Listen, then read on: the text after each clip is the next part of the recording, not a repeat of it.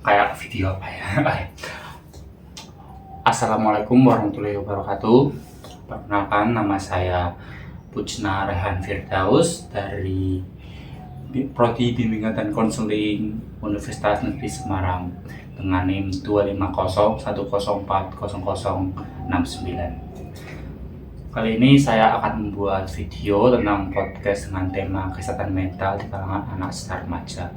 Dan sebenarnya saya sudah mendapatkan 3 atau mungkin 4 ya narasumber, tapi mungkin yang akan saya gunakan dalam video kali ini hanya 2 karena menurut pandangan saya sendiri hanya 2 ini memenuhi kriteria saya untuk diupload atau dipublikasikan video podcastnya di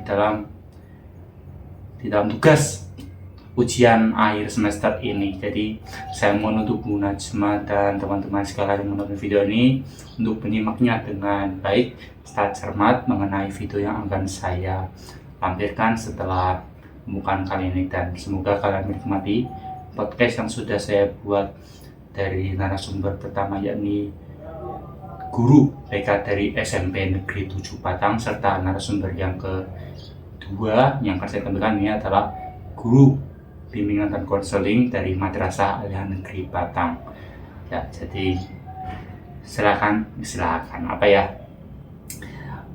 Semoga kalian semua menonton video ini menikmati video podcastnya, dan ya, selamat menonton. Ya. Assalamualaikum warahmatullahi wabarakatuh. Perkenalkan, nama saya Pucna Rehan Firdaus dari Rombol J, Bimbingan dan Konseling Universitas Negeri Semarang, Fakultas Ilmu Pendidikan dan Psikologi. Kali ini saya bersama Ibu siapa, Mama? Ibu Reni Kiswandia.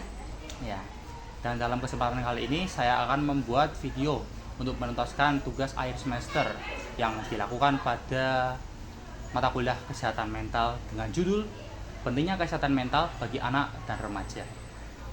Nah, kalau boleh tahu nih, apa sih latar belakang dan pengalaman Ibu ini di bidang kesehatan mental? Kalau di bidang kesehatan mental khususnya sih tidak pernah ada. Cuman kan saya kan memang guru BK, jadi ya sedikit-sedikit saja menangani kesehatan mental. Maksudnya tahunya ya sedikit saja, pada umumnya saja, tidak secara detail mendalam gitu. Ya, baik, terima kasih Bu ya. Nah, Ibu bisa ceritakan tidak sih apa sih kesehatan mental menurut Ibu itu sendiri? Kesehatan mental itu berarti kondisi di mana emosi anak itu sehat ya. Artinya anak tersebut tidak stres, terus tidak merasa dia itu tidak nyaman, terus dia itu bisa mengembangkan prestasinya dengan baik seperti itu. Itu namanya mentalnya berarti sehat. Nah, menurut Ibu ini kenapa ini kesehatan mental seperti itu penting bagi anak-anak serta remaja? Kalau anak tersebut, kalau misalnya remaja tidak sehat mentalnya, kan ditakutkan anak itu bisa jadi pembuli, terus bisa jadi anak itu mengganggu temannya, terus karena usil atau apa, terus bisa larinya ke anak-anak pang, ke anak-anak yang tidak baik seperti itu. Makanya sehat mental adalah sesuatu hal yang penting. Selama menjadi guru BK ini, masalah mental apa saja yang Ibu pernah layani? Kalau di sekolahan kebanyakan itu paling anak itu merasa stres karena mungkin beban tugas yang terlalu banyak, terus di rumah mungkin dia ada tekanan dari pihak orang tua, atau mungkin orang tuanya dia itu tidak di rumah, artinya orang tuanya bekerja di luar kota. Anak tersebut dititipkan sama Pak D, bule atau saudaranya atau siapa, jadi tertekan karena tidak ikut orang tua kan, jadi mereka kan agak tertekan seperti itu. Kebanyakan yang seperti itu, bukan yang terlalu ekstrim sampai seperti orang gila itu udah, ya paling hanya yang sedikit lah. Nah, terus pelayanan apa yang Ibu berikan untuk menuntaskan masalah tersebut, Ibu? Biasanya sih kami melakukan konseling secara pribadi dulu. Terus misalnya kalau konseling secara pribadi itu anak tersebut masih seperti itu, ya kami lakukan pemanggilan orang tua. Terus biasanya menurut Ibu itu tanda-tanda orang yang mengalami gangguan pada kesehatan mental itu seperti apa? Biasanya kalau di kelas dia tidak konsen dalam belajar, sering mengganggu temannya, atau dia kalau nggak tidur, pokoknya dia nggak ikut pelajaran, keliling-keliling kelas kemana-kemana seperti itu. Terus langkah apa yang Ibu lakukan kepada siswa tersebut? Dipanggil, anak tersebut dipanggil, terus ditanyai kenapa melakukan hal seperti itu. Kan mungkin sebabnya karena dia nggak mengerjakan tugas, atau mungkin karena dia itu di rumah itu banyak pekerjaan jadi tugasnya tidak terselesaikan, atau mungkin faktor dari dianya sendiri yang malas seperti itu. Terus tantangan-tantangan seperti apa sih yang biasa Ibu hadapi dalam melayani murid ini? Kalau tantangan yang ekstrim tidak ada sih, paling ya seperti itu, masalah-masalah yang sering dialami siswa itu biasanya ya usil, terus pemalakan, terus membolos, terus males, faktor dari dianya sendiri males seperti itu. Kalau yang masalah ekstrim di sini kan tidak ada, yang masalah tawuran itu kan tidak ada. Jadi masalahnya ya hanya seputar anak-anak seperti itu, merokok seperti itu, melompat pagar. Lalu Ibu, adakah cara sederhana yang bisa dilakukan oleh anak-anak untuk menjaga kesehatan mental? Ada, misalnya dia harus menyibukkan diri untuk kegiatan yang positif, misalnya mengikuti hobinya apa, misalnya hobinya basket ya silakan ikut olahraga, hobinya ke pencaksilat silakan ikut pencaksilat. Di sini kan pencaksilat juga juara 2 ya Bu Eni ya, juara 2, juara 3. Terus basket juga kita dapat juara 3. Jadi menyibukkan diri untuk hal-hal yang positif. Nah, terus bagaimana guru itu memberikan layanan, memberikan dukungan terhadap murid-murid yang ingin berprestasi di sekolah ini? Kami menyediakan kegiatan ekstrakurikuler untuk anak-anak. Jadi bila anak-anak itu misalnya ingin berprestasi dalam hal olahraga, ada ekstranya olahraga dari basket, pencaksilat, apa namanya Bu Eno, lari ya, futsal ya Bu Eni ya, ini ya ada. Terus kalau bidang seninya juga ada, bidang yang mata pelajarannya itu ada yang MAPSI, ada yang OSN gitu, untuk penyaluran bakatnya seperti itu. Kami menyediakannya seperti itu. Tapi adakah pengamatan terhadap ekstrakurikuler ini supaya ini tetap menjadi ekstrakurikuler yang aktif seperti itu, Bu? Ada. Kami mengundang guru dari luar dan ada Bapak Ibu dari sini juga yang mengawasi kegiatan kesehariannya. Misalnya hari Selasa kegiatan basket ya ada Bapak Ibu guru yang mengawasi. Jadi insya Allah itu kegiatannya itu berjalan dengan maksudnya lancar lah. Dalam 5 tahun terakhir ini prestasi yang paling dibanggakan oleh sekolah ini apa ya Bu kalau dari ekstrakurikuler? Apa ya Bu? Biasanya sih kami juaranya paling juara 2, juara 3 ya, dari basket, dari pencaksilat, dari olahraga seperti itu, dari OSN juga kadang juara 3, juara 2 Bu ini ya. Lomba, misalnya lomba puisi, lomba bercerita dalam bahasa Inggris yo, storytelling, terus lomba kaligrafi itu kan juara biru Bu ini ya, juara 1 malah kalau kaligrafi itu seperti itu. Ini juara 1 ini dalam lingkup kabupaten provinsi. Ya, kabupaten. Terus kalau tadi sebutkan bahwa kalau siswa itu dalam melayani konseling kan orang tuanya dipanggil. Ya. Nah, jadi apakah peran dalam orang tua dalam pendidikan itu penting? Terus bagaimana Ibu menjelaskannya? Ya, peran orang tua harusnya penting sekali dalam pendidikan, karena tanpa dukungan orang tua anak tersebut nanti tidak bisa. Kalau hanya dari sekolahan tok yang kami mensupport terus tidak ada kerjasama dari pihak rumah, nggak jadi anak itu nggak jadi menjadi baik. Harusnya pihak orang tua, pihak sekolah sama-sama mensupport biar anak itu menjadi baik. Terus harapan Ibu begitu banyak soal kesehatan mental para murid yang ada di SMP Negeri 7 Batang ini bagaimana? Terus apa yang bisa Ibu lakukan sebagai guru BK atau konselor di sekolah? Harapannya saya ya semoga anak-anak yang ada di SMP 7 Batang ini, yang sekolah di SMP 7 Batang ini ya mentalnya sehat semua.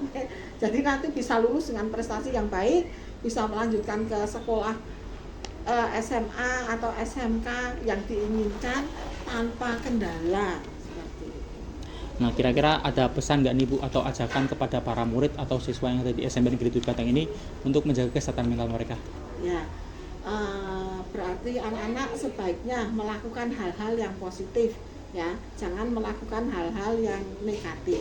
Semuanya dalam semua bidang, semua lini. Terus tetap harus menegakkan kebenaran ya, keadilan, membantu sesama harus tetap ditegakkan, karena kalau kita tidak mengembangkan hal-hal kecil yang baik, yang benar, nanti kedepannya kita akan susah membiasakan diri yang seperti itu. Terus kira-kira ada kata-kata nggak Ibu buat pendengar podcast ini? Ada kata-kata. Kata-katanya apa Bu ini? Mungkin berkaitan dengan kesehatan mental seperti itu Ibu. Berarti tetap menjadi baik ya, tetap menjadi anak-anak yang soleh dan solehah dimanapun berada. Terus jaga pergaulan, jangan sampai ikut pergaulan yang negatif. Ya, terima kasih Ibu karena sudah berpartisipasi dalam kegiatan kali ini. Sebelumnya saya mohon maaf bila ada salah ya Bu. Ya, baik, saya tutup pemirsa. Wassalamualaikum warahmatullahi wabarakatuh. Nah, kira-kira bagaimana nih video podcast saya bersama guru dari SMP Negeri 7 Batang? Ya mungkin ya ada banyak sekali kekurangan ya, tapi mohon maaf apabila kekurangan tersebut membuat penonton tidak nyaman. Nah, selanjutnya saya Kusnair Firdaus akan menampilkan video dari narasumber dari guru BK di Madrasah Aliyah Negeri Batang. Jadi selamat menonton. Bagi semuanya, perkenalkan nama saya Kusnair Firdaus, Rembol C, Prodi Bimbingan dan Konseling, Fakultas Ilmu Pendidikan dan Psikologi Universitas Negeri Semarang. Kali ini saya akan mengerjakan tugas ujian akhir semester pada mata kuliah kesehatan mental dengan proyek yakni podcast bersama. Bisa diperkenalkan dulu Ibu namanya? Perkenalkan, nama saya Alfa Lutfiana, saya guru bimbingan dan konseling di Madrasah Aliyah Negeri Batang. Nah, tema kita kali ini ialah pentingnya kesehatan mental bagi anak dan remaja. Nah, sebelumnya Ibu bisa diceritakan dulu latar belakangnya dalam bidang kesehatan mental ini? Ya. Oke, kesehatan mental menurut saya, yang pengalaman saya ya, kesehatan mental itu adalah kondisi di mana ini kesehatan mental bagi apa? Bagi anak serta remaja. Ya, kondisi mental bagi anak dan remaja itu adalah kondisi di mana mental itu harus dijaga ya, harus dijaga kesehatannya untuk membantu perkembangan dari anak atau remaja tersebut. Nah, menurut Ibu tuh kenapa kesehatan mental ini perlu dijaga bagi murid? Ya, karena kesehatan mental itu sangat berpengaruh terhadap perkembangan fisik, perkembangan akademis, dan membantu bagaimana anak atau remaja itu dalam mengambil suatu keputusan. Jika mentalnya sehat, otomatis dari akademiknya juga baik, perkembangan fisiknya baik, dan dalam mengambil keputusan juga bisa secara rasional. Nah, kira-kira selama menjadi guru bimbingan dan konseling di Madrasah Aliyah Negeri Batang ini, apa saja sih masalah kesehatan mental yang Ibu hadapi dan Ibu layani? Ya. Kebetulan saya di Madrasah Aliyah Negeri ini baru 5 bulan ya Mas. Tapi dari 5 bulan itu saya sudah sering menjumpai dari yang anak yang dibully, ada yang anak yang merasa tertekan oleh temannya, ada yang anak yang tidak punya keberanian untuk menyampaikan sesuatu di depan umum begitu. Jadi menurut Ibu tanda-tanda seperti apa sih kalau anak ini mengalami gangguan pada kesehatan mental? Yang pertama bisa dengan dia yang minder, jadi anak yang minder. Yang kedua jadi anak yang kurang percaya diri, sama ya dengan minder. Yang ketiga itu biasanya sering murung atau tidak bergabung dengan teman-temannya. Ya. Dalam mengatasi masalah kesehatan mental pada murid ini, langkah pertama apa yang Ibu lakukan? Ya, yang pertama saya melakukan observasi dulu, bisa dengan bertanya dengan teman-teman, mengumpulkan data-data dulu dari latar belakang si anak tersebut. Nanti selanjutnya kita melakukan panggilan, yaitu melaksanakan konseling individu. Terus peran guru BK dalam membantu siswa yang mengalami masalah itu apa? Ya. Biasanya guru BK itu bagaimana membantu siswa memecahkan dari kondisi itu. Si siswa yang mengalami kondisi kesehatan mental yang tidak baik kita bantu bagaimana agar dia bisa keluar dari masalah tersebut. Kita menanyakan apa yang bisa dia lakukan, kita menanyakan masalah-masalahnya, dan kita membantu dia untuk bisa keluar dari kesehatan mental tersebut. Nah, sebagai guru BK nih, bagaimana Ibu tuh membuka hati para murid supaya si murid ini lebih terbuka?